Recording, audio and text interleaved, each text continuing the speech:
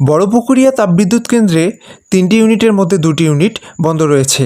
তাপবিদ্যুৎ কেন্দ্রে ২টি ইউনিট বন্ধ থাকায় বাংলাদেশের উত্তরের ৮ জেলার ভয়াবহ লোডশেডিংয়ের কবলে পড়ে জনজীবন অতিষ্ঠ হয়ে উঠেছে। এ বিদ্যুৎ কেন্দ্রের ৩টি ইউনিটের মধ্যে ২টি ইউনিটের বিদ্যুৎ উৎপাদনকৃত কয়লা সংকটের কারণে অনেক আগে থেকেই বন্ধ রয়েছে।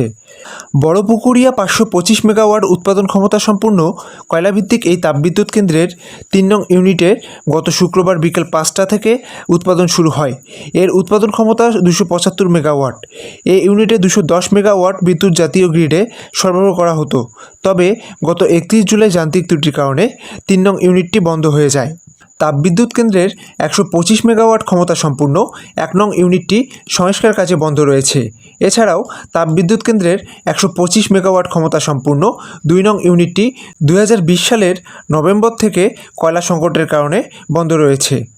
গেল সোমবার বড়পুকুরিয়ার বিদ্যুৎ কেন্দ্রের প্রধান প্রকৌশলী মোহাম্মদ আবু বকর সিদ্দিক বলেন, শুক্রবার বিকেল ৫টা থেকে ৩ নং ইউনিট চালু করে তা থেকে উৎপাদিত ২১০ মেগাওয়াট বিদ্যুৎ জাতীয় গ্রিডে সরবরাহ করা হচ্ছে বলে জানান তিনি।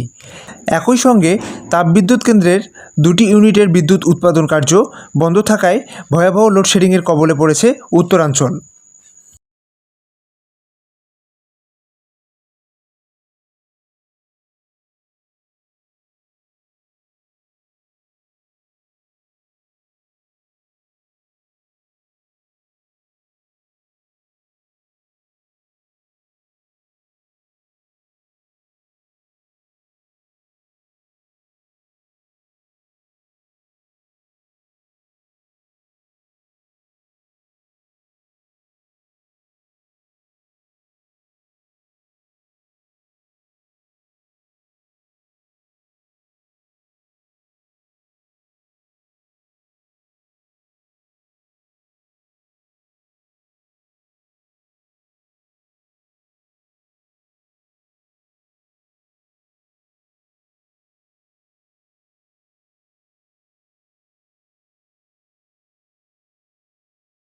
রিফায়েত ইশতিয়াক হৃদয়, সরেজমিন, রংপুর।